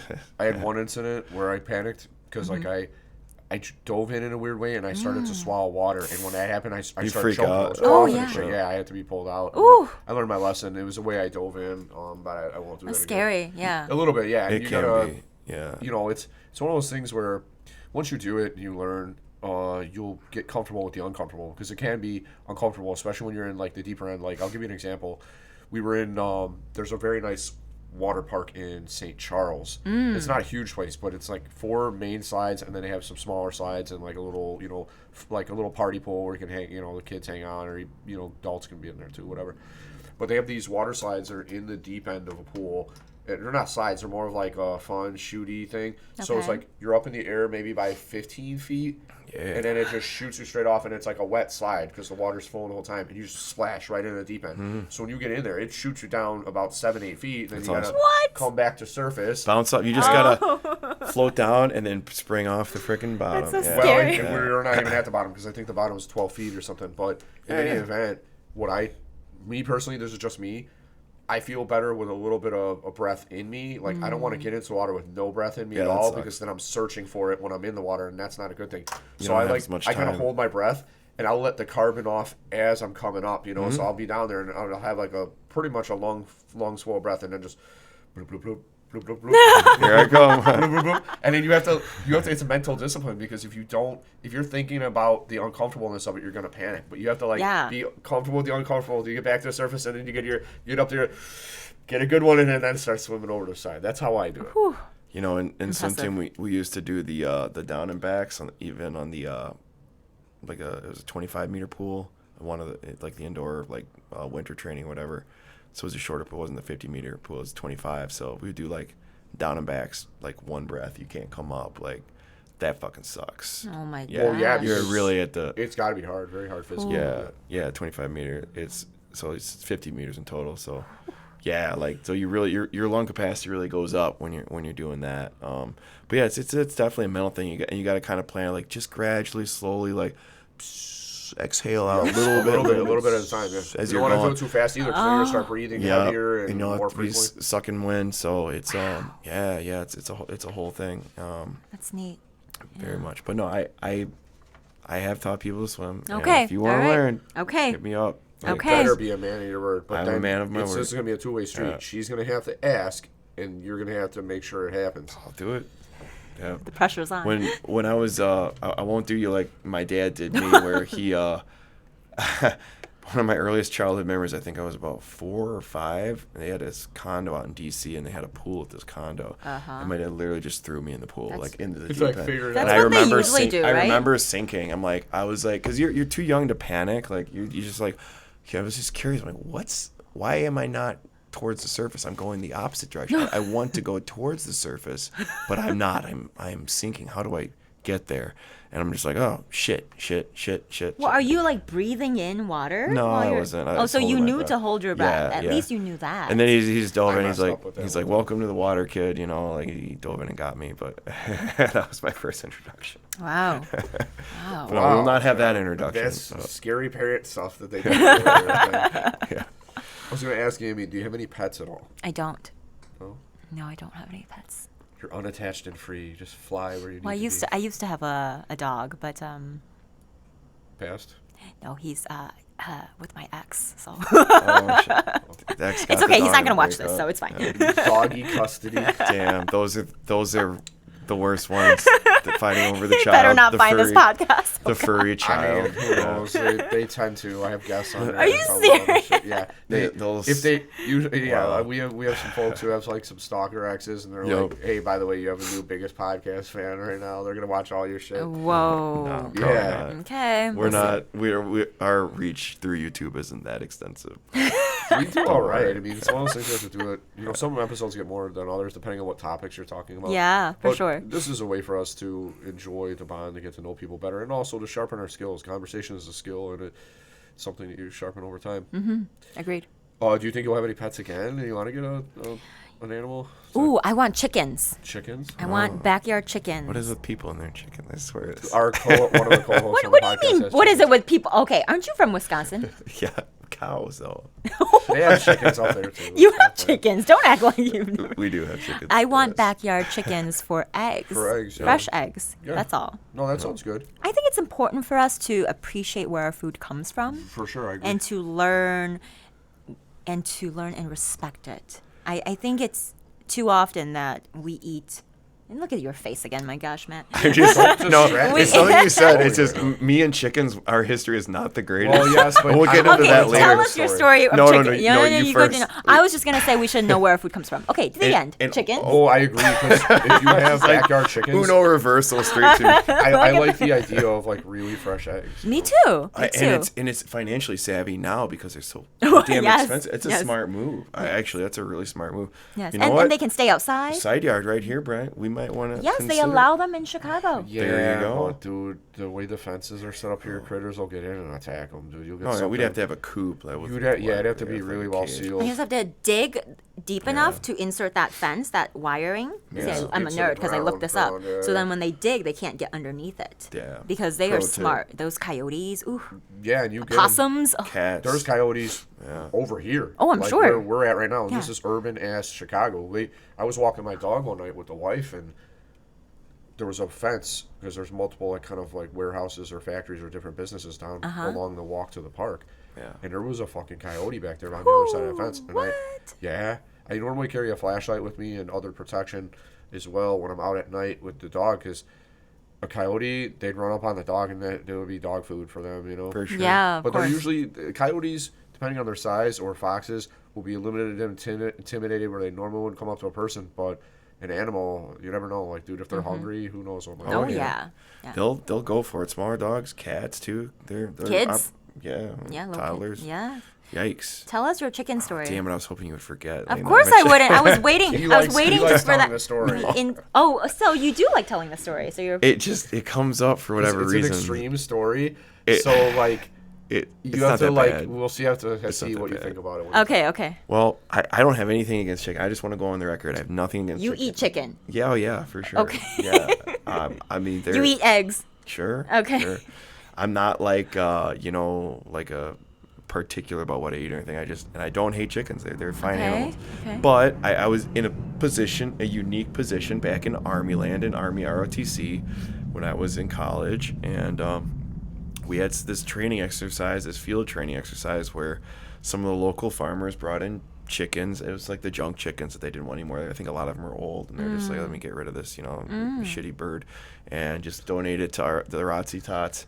And okay, that's cool. So they're like, our cadre, came in and they were like, all right, you guys, you're gonna learn how to survive in the wilderness. Like you're gonna learn if you're ever out stuck, in the field, you run out of food. Like this, you can find a bird. If you can get your hold of a chicken, you know how to cook a chicken, kill it, and eat it. So first you got to catch it. So you go in the chicken pen, and you're like running around like an idiot, like chasing this bird. 'Cause they're fast, they can boogie. And so, I'm like diving, catching a chicken. And and then you have to, kill the chicken, and the way they do it is like so first you get it by the legs, and then you like kind of coax it, and you like hold it upside down, place its head on a table, and like coax it into submission. Basically, you run your fingers in front of its nose until it kind of calms down and starts freaking out, because when you grab it at first it'll freak out, it'll go ballistic, fucking wings flapping, you just put the head on the table and oh, look at the fingers, kind of hypnotize the chicken. You hypnotize it so that it's calm. And death then is coming soon after this. But it doesn't know it because it has a small brain, a tiny little bird brain, and so then you just you get like a strong stick or like an axe handle. And how much more of this do you want to hear, Amy? I mean, I'm open to hearing it. It's just I'm wondering, can you even broadcast this? Oh yeah, I think of course. So. Yeah. I don't know. Is there are there rules? I only got censored for this one rap song. Because we're not showing COVID, it. We're describing it. After, okay. I think it's only if you show video of that with like blood and stuff on YouTube. But if you describe it, slaughtering an animal, it's not. It's not against. So you want to hear the? Yeah, I can. Yeah, do continue. Sure. Okay. Because I could see her kind of like, I don't like this poor birdie. No, I'm just thinking of poor. But I mean, obviously I know what happens. Like we eat meat, it's slaughtered. Like, yeah, basically, it's in my DNA. Like I grew up, my dad bacon, sausage, eggs. Like, I don't know. I couldn't picture my life without it, quite honestly. But yes, Matt. Oh. Yes. Okay. You're coaxing it. Mm-hmm. Yeah. Once you coax it, you like set its head on neck on the ground, and you put like an axe handle over it. Stand on the axe handle with the axe handle over its neck, and you pull up on the feet and pop its head off. Yeah. And so that's you put the axe on the back of its neck, and you stand on the axe handle. So the flat part. So the flat part of the axe handle goes through holding the head down. And the axe is just gonna stand fine. It's not gonna. Oh, it's flat on the ground. Oh, it's flat on the ground. And the axe handle is like over. Oh, you're not actually chopping the head. No, you're using the axe handle just to stand on it, and you're pulling up with the feet. And what do you pull? You pull its feet. And pull then what its head happens? off. The head stays stuck under the axe handle, like kind of like that, and the head just pops off. It literally just pulls from its neck. Yeah, it just comes off. The blade cuts it, right? Nope.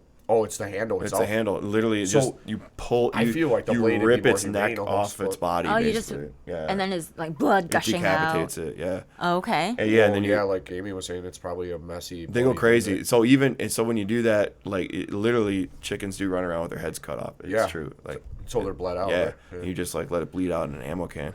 But that was what? Yeah, they run around with but seriously, that's why that saying is I'm running around like a chicken with my head cut off, because whatever it is about their nervous system, the body it'll still it sends the panic flight mode going around without the head on it. That I didn't know. Yeah, so you gotta like let it bleed out. Usually let it bleed out in an ammo can or whatever, and until it finally just stops moving. Then you gotta break the whole thing apart, take the skin off, cut it up. Like just break the whole thing down, gut it.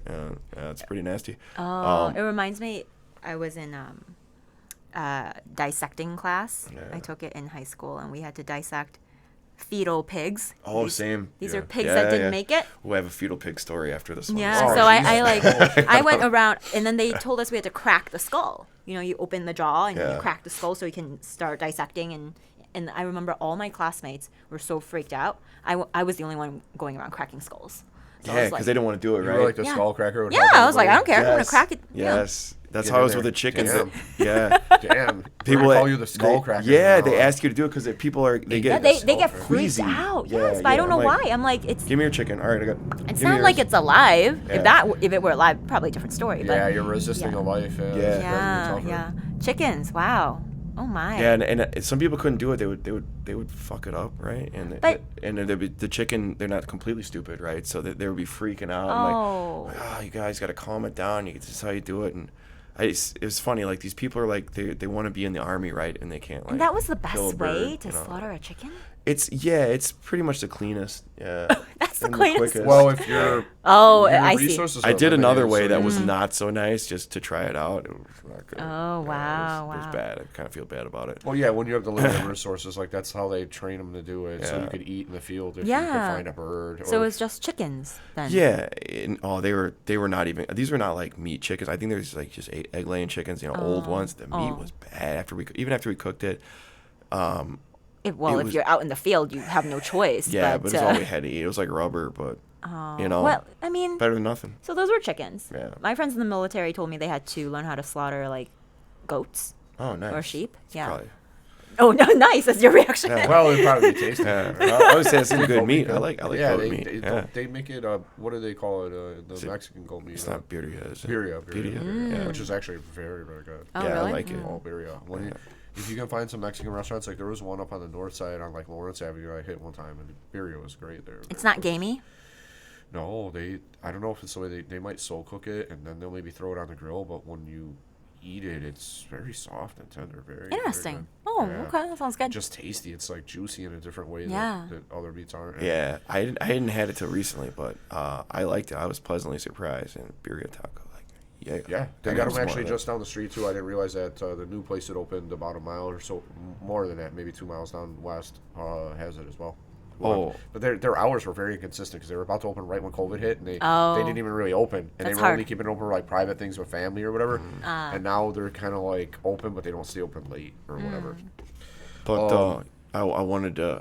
I have to tag on the fetal pig thing because I don't think the podcast has heard The this. skull cracker and the We're talking about the skull. We have the skull crack over here. The chicken mass murder.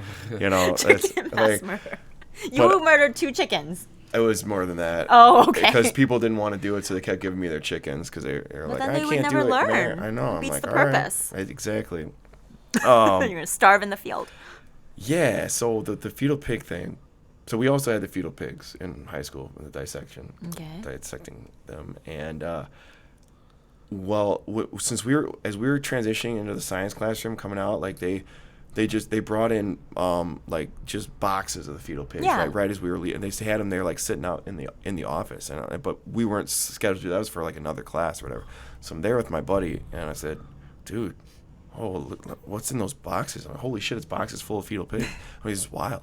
And so we were looking at it on the table, like, oh, dude, this is crazy. Like, can't I hand it up? And we weren't supposed to be messing with them, right? So the teacher comes in. I'm like, oh, shit. So I put it in a fucking drawer in one of the science tables real quick. What? Before, yeah, and it was in a sealed package, right? Yeah, so and I put it in there just because I didn't have time to put it back in the other side of the room in the box. The teacher came in. I was like, oh, shit, put it in the fucking drawer. What? So then class started, and we forgot about it.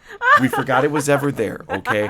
So fast forward like the next year in school, I was sitting there at the science table. I said to my buddy, hey, remember when we were fucking around with that fetal pig? Like, dude, what? Dude, it would be so fucking hilarious if it was there. I opened the door. It's still there a year later. It's just in its bag. It's sealed bag, so it hasn't really like decayed or anything. So I Are said, those embalmed or something? yeah, basically, yeah. So I said to him, dude, you know what we should do? Let's throw this in some fucker's locker. Just to Oh prank my him, right? gosh. Let's prank him. So we go down to the locker room, where they You took they it got out of the package? No, we kept it in the package. We don't be Probably nasty about it. disgusting, Yeah. Oh, So- you don't want to be nasty. Yeah, there's already Nasty about it. We left it in the there's bag. levels to this shit, right? There's levels to it. You don't want to be too sadistic. So I was okay. I'm gonna cover the camera. I took like a piece of a box and covered the camera while my buddy threw it in just a locker, right? So then we're like, we got that fucker, like whoever the hell they are, they're gonna have a surprise for him, just punk Oh, you him. didn't know who it was? No, we just chucked it in some Oh, random poor locker. person. Right? Yeah, it Oh. was a random crime. But so it turned out whose locker it was this girl. I won't name her. We'll call her let's call her Jody. And so it was in Jody's locker, and she raises a hellstorm with the principal, with the school. She's like, "Oh my God, someone put this disgusting thing in my locker, blah blah blah. Like this is a hate crime. I've been targeted for a hate crime because Jody is Jewish, Oh. and she's and it's not kosher to eat pig meat Oh. in Judaism. Oh, so Jesus. so we're getting accused of a hate crime. We didn't even know it was her freaking locker. Oh, no. and so we had told our other friend about it, and our other friend had fucking snitched he fucking ratted us out. This guy was like, yeah, it was Matt and so he put it, and we're like, you motherfucking snitch ass bitch. And so we get like suspended or whatever, temporarily. And it's like, dude, we didn't even know it was her locker. Like, fuck off. And they're like, well, it still was very inconsiderate. We have to do, the administration has to take some kind of action. I'm like, go fuck yourself. Fine. Yeah, be that way. Totally random, but they did us dirty because she raised such a hellstorm about it. So I wouldn't maybe never have thought to do the pig thing, but I'm kind of savage like that too. We would do some shit that's just not allowed in modern society. Oh my god, I'm learning so much about you guys. Over here, it's hilarious. Like where I grew up over here was a lot of people that were like working class people, construction workers, people in plumbing, electric, like my dad, police officers, firemen. Some of these people, they would work their ass up all day. They would either go to the bar and have a shot and a beer or two of each, and then, or they'd go home three. and do it. These people were fighters. They swore frequently. They were rough and tumble. So a lot of the kids here would get into street fights. And I went to St. Joseph High School in Westchester, which is now closed. St. Joseph, rest in peace. But they were like, all those guys over there from Westchester, Lou, Brown, all those guys were like, dude, he's like, you guys were fucking assholes. Anytime we would come over to your neighborhood's house parties, they always wanted to fight. Like, people would start fights. Especially if it was like the newer guys, like, oh, let's see if these guys are tough. You know what I mean? Let's vet them a little bit. Yeah, a little bit, yeah. And I didn't like it either because you always said you had to worry about going to one of these house parties and, oh, you're hitting on that chick that I like? Oh, you fucking want to go outside? Oh my God. or whatever, it'd be some kind of fucking dumbass shit. Wow. But anyway. Oh, the good old days. Fun Yeah. times. So I pretty much covered, just about everything I wanted to chat with you about. Matt has a couple of topics that we pulled up that we thought would be kind of funny. That's up to you if you want to stay for that. If not, we could conclude because Matt will tell you what they are. We can see if we want to wrap about this real quick and conclude after that. What do you got? my news feed gives me funny stuff. So, Oh, okay. This is titled "Love of Rare Liquor Lands Oregon Officials in Criminal Probe." Tell us about that. They have the Department of Justice in Oregon is opening a criminal investigation into allegations that senior officials in the state's alcohol regulatory agency violated ethics laws by diverting rare, sought-after bourbons for personal use. So this is what gets you. Were confiscated? I'm not sure exactly. What kind of bourbon? Yeah, she's like, can I get me some? What? Yes. Don't you want some, Brian? Well, not the kind that's going to get me in criminal trouble. I give you a bottle or whatever, and that's the kind that won't get us in trouble at all. It's just the kind you can enjoy and sip on at the end of the What night. kind of bourbon is this? Let me see here. Is it actually bourbon? I think so, yeah. I mean, I'm sure. It doesn't say what maybe it's kind of rare bourbon stuff. it was. Oh, that's strange. Maybe they misappropriated Rare stuff. sought-after bourbons, plural. So this is like a common practice that they were doing. So they said they were paying for the whiskey, but it's like, did they use their connections at like a heavily discounted price or something, so that they're paying for? I don't know. So they're usually, these are so exclusive they cost thousands of dollars a bottle. Like, this is like the VIP stuff. Ooh. Yeah. I want some of that. Yeah. I don't know if I'd there's like a to know huge what it difference, was. honestly. I don't know probably if I taste the overrated. difference. Some of these whiskeys are so good, or these bourbons are so good. Like What's your favorite? Buffalo Trace is my all-time favorite. Is it? But I do like some Irish whiskeys. If you've Yeah. never had them, there's Paddy's is a good affordable brand. Bushmills Black Bush is probably my favorite Irish whiskey. Okay. That one's Northern Irish. They're still under British control, whereas the free counties in the south of Ireland have their own different whiskeys as well. But they're the same stuff. They're the same. Sure. Same consistency and all that. But Yeah. Buffalo Trace, Paddy, and Black Bush. Black Bush is probably my favorite of the Irish ones. Yeah. Okay. Weren't we just saying that? I remember for the last podcast we did, your guy was like, he mentioned that the Aldi's whiskey or whatever it was, that $17 whiskey got voted best in the world. No way. Yeah. Really? I guess in taste competitions. In or a taste something. competition, What? $17. Yeah, I was at Aldi the other night, but I didn't see it. And the one that I have over gotta here, pick it one was up. just wine and beer. They had. Oh, they now I want wanna try it. But apparently, Yeah. if you Google that, Aldi's whiskey. Aldi's won the for 2020. What type of whiskey is it? I would guess it's a bourbon, but I don't know. Let me see. Interesting. See if you can find that. Huh. See if you can find that. Yeah, that'll be Interesting. cool. I thought your topics were going to be more risque, No. Matt. I mean, Amy, they we don't can want be. to get you in any trouble, like you know what I mean? Like, Oh, no. because you're like the face of the car YPN for this year. We're not trying to get you. Not like risque as in just a little bit more thrilling than confiscated bourbon. Well, we have some Maybe other miss stuff a on it. Probably. It's just funny little stuff. we I can- like it. Yeah, we don't like to. We've already talked about brutally Chickens murdering and- chickens and pigs, I dissecting know how to pigs. kill things, Amy. Oh my god, you're crazy. So it's what was this? I don't know if this is a current article, but yeah, 17. The Highland Black, That's an oldie, Highland right? Black Scotch whiskey. Oh, it's scotch. Scotch, Oh, I like yeah. scotch. Yeah. I don't like. You don't why? It tastes like paint thinner to me. I don't like Bourbon rye. Has like a smoky, charcoaly flavor. Bourbon that I like. is sweet. I like that sweet-ish, Yeah. like smooth. There's Yeah. a sweet burn. It's a nice. But with Scotch, it's too blunt. It's just. I feel like I could take the paint off my car with it. It's just so. Really? crazy. You think so? Like a Johnny Walker or that. How Buchanan about stuff Japanese would be- whiskey? Japanese whiskey is really good. I have a bottle over there, Regent. It's a mixture. It's like a American themed. The one with the 2023 gold stuff on there. That one I think is a Japanese brand. I see. Yeah, Okay. but I've never. I actually. I had a sneaky person who opened that up and started drinking out of it. I didn't. You're a open that sneaky one. person. Yes, Yes, a we sneaky have a person who I'm not sneaky- going to talk no, about we on don't the need to name podcast was sneaking in and opened up that bottle and started drinking it. Yep. And so I was saving it for whenever special occasion arises in the future. Oh. Yeah, I got a couple of different things over there. They're pretty nice. Yeah. Okay. But what else you got over there, man? What do we got going on in these? I know we heard about the that balloon that got shot down off the coast of South Carolina, but there was another one, unidentified object that got shot down on the coast of Alaska. Right, yeah, I heard about that. An unknown is a UFO, unknown high altitude object was shot down over Alaska, and they're deploying a lot of I think it was like Coast Guard or naval vessels to recover the debris, but they don't know what the hell it is. They have no idea. See, that's weird. Yeah, they knew the other one was a balloon for sure. But It was. They say it they was don't the know what size this of a small car and was flying about 40,000 feet. Wow.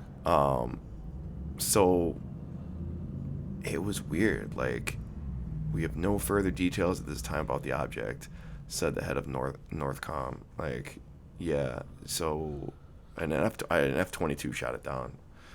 So that's it. They don't know what the hell it was. It was described as cylindrical and silverish gray, and seemed to be floating. It was yeah, Interesting. What is like balloon-like. Going, Could have been what another is balloon. out there now? Man? Oh, all sorts of things. I guess, yeah. Yeah, We have all sorts of things out there. there's the UFO stuff is really. We'll have to do a whole like podcast dedicated to UFOs, because like some of the like pilot encounters on some of these things are just mind blowing. Well, yeah, how like trippy the they are. government has announced, Yeah. and I don't know. I think it was the New York Times did an article about, these things that they don't know what they are. They don't think they're of this world, but maybe there's just China or Russia is like super advanced and we don't know about it or something. I don't know. But they have ability to travel in ways that stuff that we have doesn't, and also it's not using typical energy sources. It's like non-resistance energy where it can go wherever it wants. It's like It's really weird. Yeah. in seconds going from like 80,000 feet down to like below sea level and shit. Like it'll go down into the water, pop back up, and then it's over here or there. Crazy shit. It's crazy, for Very. sure. Yeah. So anything we need to know about that one? Just kind of it's still developing. We don't know the details of what it is or what Yeah. the purpose of it was. They don't know much. It said it didn't seem to be have any maneuverability capability. Yeah, it was just one It was just directional kind of type at the of whim thing. of the wind, like a balloon, probably. So, or just kind of hanging out, floating. Can you imagine that? You're a little UFO minding your business. Here comes this nasty F-22 with a Sidewinder missile and just ruins your day. Cramping Oh. your style, and you crash into the, Sometimes you're the Pacific. F-22 and you're the missile, and sometimes you're the UFO. Exactly. I Exactly feel right. like I'm a UFO a lot of the time. We don't know People what he shooting is. But missiles he's at a you. flying object. We don't know what he is, but fuck this guy. Like, Jeez, bro. I would hope did I that do they to you, wouldn't have man? that stance. yeah. What else we got? That's pretty much all I had. How long we've been going for now? I'm gonna let Amy take a guess because what she probably didn't realize is how quickly time passes, It goes how by much fun you fast. have, and how much you enjoy that you don't even know how long A- it's been going. Amy has a Oh, good you idea. already looked at No, the I clock didn't in look at advance, it, didn't you? but it's Take a guess. over an hour, right? Yeah, it is. It's over an hour. We're at almost the 2 hour mark. We're at an hour. I was and gonna 50 minutes. guess an Yeah. hour and 40 or something. Yeah. Okay, yeah. Not bad. Well-rounded podcast. Yeah. Amy, is there anything that you would like to tell us about yourself, or any wisdom you'd like to impart at all, or social media where people can reach out to you or connect with you, or Sure. anything like that? What would you want to tell us before you leave? Yeah, I mean, if anyone is interested in joining YPN or any sort of leadership roles within the industry, feel free to reach out to me. But simultaneously, I want to encourage people that have been in the industry to look out for talent and to find them and cultivate them, because we are all the future. So if it weren't for people that helped me and opened doors for me and saw something that they envisioned that I could help contribute to, I wouldn't be here today. So I want to do that for other people and encourage you all to do so. Yeah. Well, thanks a bunch, and Amy, Thank you. you're welcome to come back anytime you'd like. Sometimes when we do this, we have like regular co-hosts. Matt's one of them, and then we have sometimes people that'll just come by. But if you ever want to wrap and relax on a Sunday, get some coffee, tacos, whatever, or any day, we do them on the weekdays as well. If you have certain topics that you'd like to discuss, we talk about everything from resilience and meditation, police officer suicide awareness, and on and on and on. We talked about Super Bowl winnings and stuff like that. You're always welcome back, and it was great to get to know you better. You are a ball of sunshine, and I'm so excited to get to know you better and hang out with you going more going forward, and just enjoy the car events with you coming up. Every time I see you, it's always pleasant. So Awesome. Thank you both. Thank you, gentlemen. You've been thanks for amazing. well, Thanks for I guess having me. we'll and thank you for being here, because that's one thing I wanted to say. Thank you. You we ended on some gratitude there. We're all busy, you live in the suburbs and you had business stuff to attend to today, and you have family, and so it's not easy to take this time out, but I hope that it was fun and enjoyable. Yeah. And like I say, you're always welcome. Thank you. Thank you so much. I appreciate you. Indeed. In signing off, kindness is the world's most powerful resource, and we control it. Not the government, not some big company, but the people. Kindness is contagious, probably more than COVID. I hope that it is. Get out there and spread it all over and make the world a better place. Stay sharp, stay blessed, and tune in to the next episode of the Blessed Life University podcast. We love you, man. Peace out.